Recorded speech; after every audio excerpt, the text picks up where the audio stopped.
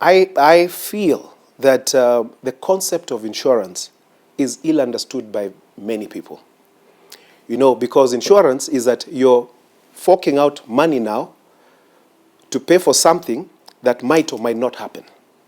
So that concept, especially when people have competing needs for that shilling in the pocket, becomes a challenge. The notion, and I've seen that a lot, and I'm urging and imploring members to join, and then those issues of being told you have to wait for 2 months, it is to prevent that adverse selection.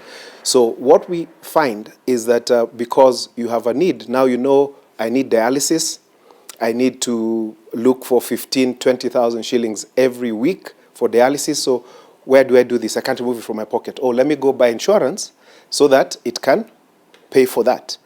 That, to me, is what I call buying money. And that has been the biggest challenge. On average, you pay 6,000 shillings a year, but the benefits can go up to millions. All right? And the concept of it is that those who are healthy, the pool ends up also taking care of those who get sick. What we've been hearing is if you have a chronic illness these days and you go to the hospital, NHIF says we will not pay for you because we want you to pay 2 years upfront. So, of course, 2 years upfront means maybe for Mama Wanjiku there, 12,000 Kenyan shillings. 12,000 Kenyan shillings is maybe what she makes in 6 months. Who knows? How is she going to get her 12,000 shillings to pay upfront for the next 2 years? So that's also another barrier. We need to look at how do we support people to pay and not tell them because you have diabetes. It's like I have diabetes, I need to be blamed for having diabetes. People who go to hospices, their morphine is not paid for, their counseling is not paid for, nothing is paid for these patients who go for outpatient services in a hospice. Universal health cover is very important. It will also be able to support these patients who cannot afford their treatment. And we will not be losing patients the way we are losing patients. We will not have people living in pain and suffering. So, as you know, our president is one of his agendas is that people should have access to health care. The pilots that have taken part in this country have not been very successful, and kind of UHC, the way it was supposed to have happened, has moved to a different concept now, where we are going to have UHC through NHIF. I do not know exactly how that will work. Ninaita Wakenya wote hasa viongozi wetu waone ya kwamba kama mtu ako na saratani, amekatwa mkono, amekatwa mguu, aongei tena, hawezi kusimama, hawezi kufanya kibarua yote tena, hapo ndio sisi wengine ambao tunachangia NHIF ndio tungesaidia. Lakini wakati hiyo wanasema palliative care ni ngumu kusaidia mtu katika NHIF.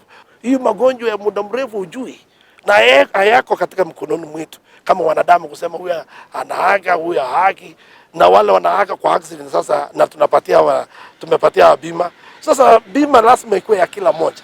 Ula naumia tena ni magonjwa, kama ni ugonjwa. Hakuna ugonjwa mwingine kubwa, hakuna ugonjwa mwingine ndogo. Sasa kwa mimi ninaomba serikali yetu wasimame waone, kwa maana walikuwa wameanza kitu njema kama universal health care.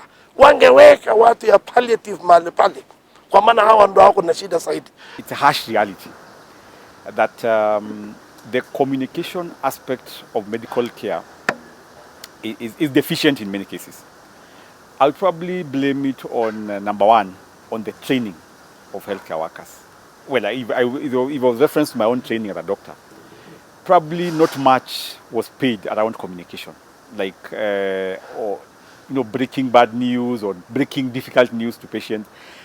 To an extent, I think those are things that you probably learn along the way. So I think there's that foundationally there's that challenge that training institutions probably dwell too much on the science and the medical bits of it and forget about communication, and because sometimes communication is done, but done the wrong way. Before you engage a patient up to a point when you are informing them the diagnosis, it will probably take a bit of your time, and sometimes I think the pressure is on. That is time that I would have seen the next patient. So there's all that, but I think also the other thing, which I probably would also speak from a doctor. Sometimes we also need to change our attitude. We need to accept that other than just managing patients, there's also the humane bit of it that we have the responsibility.